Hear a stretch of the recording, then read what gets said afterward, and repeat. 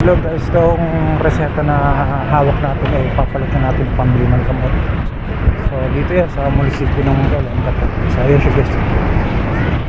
So minsan kasi nakakakuha ko dito ng 300, 400, depende sa reseta. Pero minsan kasi pinaka-importante maging humble ka, maging totoo ka sa sarili mo kung ano yung ilalagay mo sa reseta mo.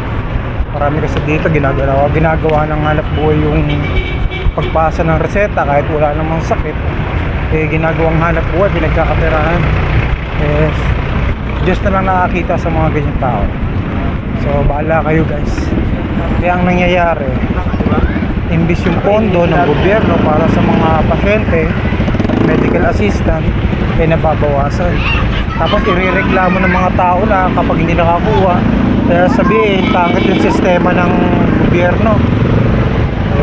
Nasa kapwa Pilipino rin kasi natin yung pagiging abuso.